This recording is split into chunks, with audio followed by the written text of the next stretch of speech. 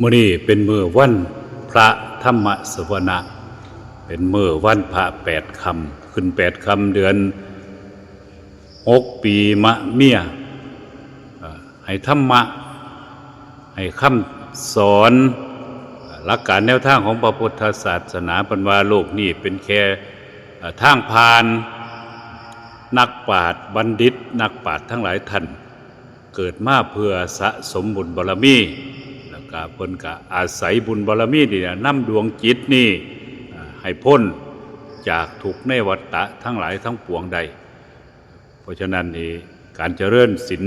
เจริญภาวนาไหว้พระสวดมนต์ในวันพระวันศีลก็ตามหรือว่าเป็นวันพระวันศีลก็ตามก็เพื่อให้ดวงจิตดวงนี้ล่ะที่เฮาอยู่น้ำมันอยู่เดี๋ยวนี้ล่ะร่างกายนี่สังขารนี่มีดวงจิตมีเวทนาสัญญาสังขารวิญญาณดวงเทวาดวงจิตร่วมเข้ามาเป็นรูปเพื่อสิให้ดวงจิตดวงนี้ดวงใจดวงนี้ดวงสังขารดวงนี้พาไปสู่ที่มีจิตใจสูงแล้วก็พ้นจากทุกข์ในบ่วงมั่นในวัฏฏะสงสารนี้ได้เพราะการเจริญภาวนาการสวดมนต์รักษาศีลก็จังเฮ็ดให้เฮานี่พ้นจากกองทุกข์ทั้งหลายทั้งปวงอยู่ในวัฏฏะสงสารนี้ได้เป็นมื้อวันพระวันศีลก็ตามบ่มื้อวันพระวันศีลแต่มื้อนี้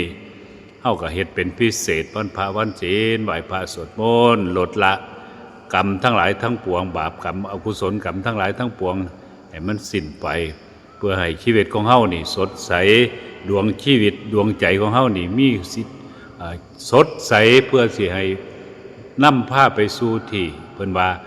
มีสุคติเป็นเบื้องต้นมีสวรรค์เป็นเบื้องต้นมีพรหมพระนิพพานเป็นที่สูงสุดเอาควรเฮ็ดควรทำเอาไว้เพราะฉะนั้นอย่าปล่อยเวลาให้ล่วงพ้นผ่านไปแต่ละมื้อปล่อยเวลาล่วงพ้นผ่านไปบ่ได้ต้องเฝ้าสร้างจังได้ว่าโลกนี้เป็นแค่ทางผ่านให้กับผู้นักปราชญ์บัณฑิตเท่านั้นโลกคือร่างผ่านให้มันผ่านไปซื่อ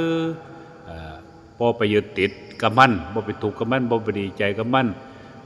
สร้างคุณงามความดีเพื่อให้ผ่านไปเท่านั้นล่ะมุทนาสาธุเด้อขอให้มีแต่ความสุขกายสบายใจจัตตารโอธรรมาวัฏฏันติอายุวันโนสุขังพลังมีความสุขกายสบายใจเด้อสาธุอนุโมทามิ